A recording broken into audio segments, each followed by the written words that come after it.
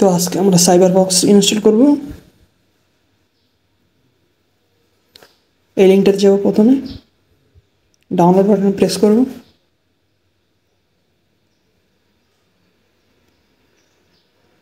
কিছু সময় নেওয়ার পর এটা অটোমেটিক্যালি ডাউনলোড হওয়া শুরু হবে।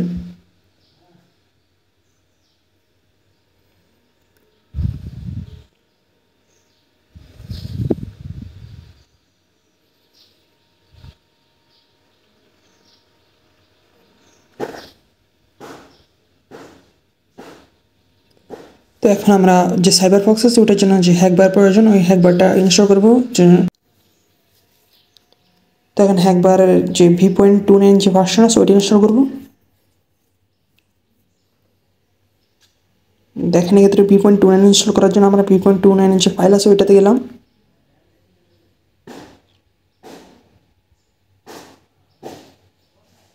ডাউনলোড বাটন ক্লিক করব। এখানে অনেক ক্ষেত্রে কী হতে পারে যে আমরা ডাউনলোড করার পর এটা ভাইরাস এসে ডিটেক্ট করতে পারে, তো আমরা আমাদের যে ডিফেন্ডার আছে ওগুলো অফ করে দেবো, কারণ এখানে বিভিন্ন পেলোড আছে যেটা ভাইরাস হিসেবে মাঝে মাঝে ডিটেক্ট করে।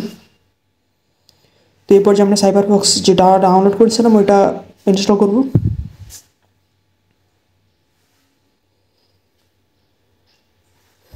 তো এটা ইনস্টল শেষ হয়েছে, যে কোনো একটা দিয়ে এন্টার প্রেস করুন।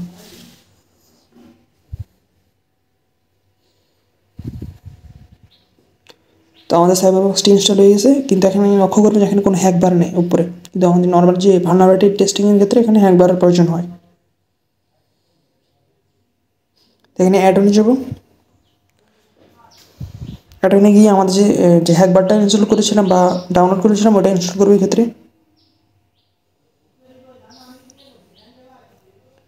আমার যে হ্যাকবারের লোকেশনটা ওইটা ঠিক ওইখানে যাওয়ার পর আমরা হ্যাকবারটা পেয়ে যাবো অটোমেটিক্যালি।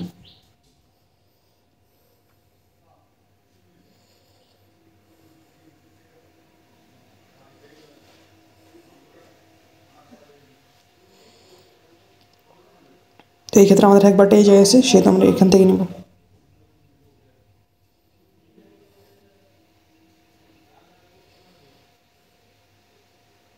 এখানে রেজিস্টারের জন্য একটা পপ আপ শো করবে, তাই রেজিস্টার দিয়ে নিলাম। এক্ষেত্রে তো অটোমেটিক দেখবেন যে একটা black and green red wash একটা হ্যাকবার চলে এসেছে। এক্ষেত্রে আমাদের পেলোড যেগুলো আছে এগুলো এখানে অলরেডি আছে। এক্ষেত্রে আমাদের যখন ওয়েব ভালনারেবিলিটিস টেস্টিং করবো বা ওয়েব হ্যাকিংয়ের ক্ষেত্রে এগুলো খুব গুরুত্বপূর্ণ ভূমিকা পালন করবে এগুলো।